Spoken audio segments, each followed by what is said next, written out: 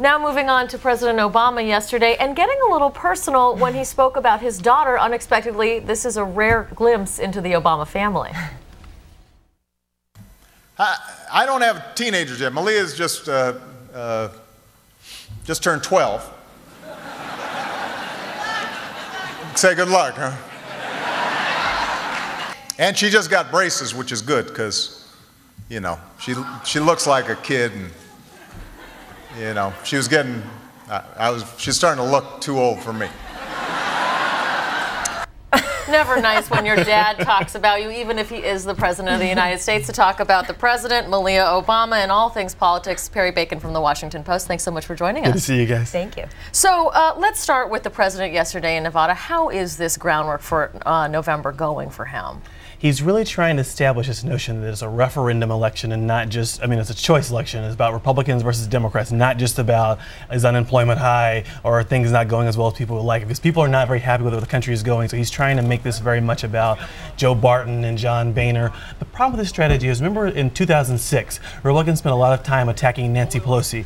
No one knew who she was in 2006. John Boehner's, no one knows who John Boehner is outside of like Washington and a few other places. It's a very hard thing to run against people no one's ever heard of who don't have any power. So I'll be curious to see how this works. I think people in Missouri are going to vote on Carnahan versus Blunt more than Boehner versus Obama. So it's a very complicated thing to do, and I'm not sure it's going to work. And bottom line, it's jobs versus not jobs. Yes, jobs versus not jobs as well. So it's a big factor in deficit versus, you know, and then Missouri is a more conservative state right now, so maybe people generally want to see a more conservative direction right now. So it'll be interesting to see how that goes. It's also interesting that, you know, when you see these poll numbers, more Americans in each poll are saying that the country's heading in the wrong track. So you have President Obama talking out there of stick with us because what we're doing is working. He's really not just saying what we've done is working. He really has to project because Americans want to see progress. That's trickier than just saying we did X, Y, and Z. He also has to say we're going to do this. He's saying the things I've done are going to work, even though you can't see them yet, right, which is a hard argument to make. He's also saying the things that were done 2 years ago will be done again. You know,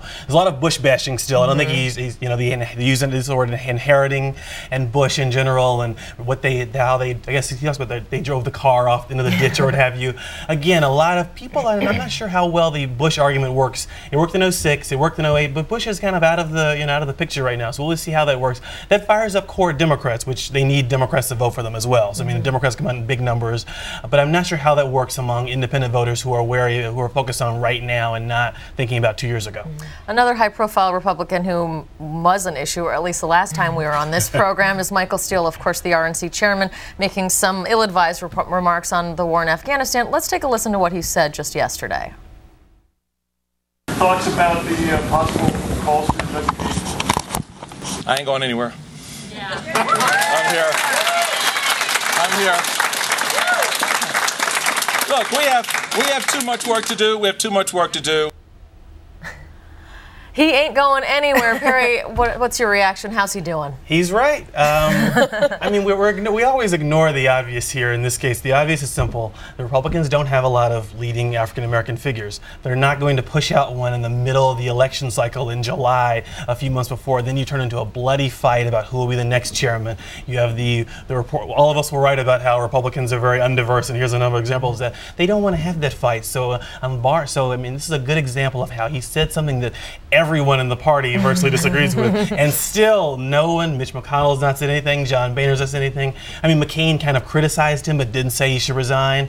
So I just don't think this is going to happen. I think what's going to happen, I'm pretty sure, is that his term, 2-year term is up in December, or is it up in January, and then Republicans will have a chance to say, we don't need you, you can try to find some graceful way to give him a nice job in which he can go on television and speak as he likes and maybe not represent them every day. That's what I think is going to happen. On Monday, the First Lady is going down to the Gulf. This is her first trip down there. And Yunji and I were saying it really struck us when you look at what she's doing that it's more like a presidential trip or more like a vice presidential trip. And it's not very First Lady-ish.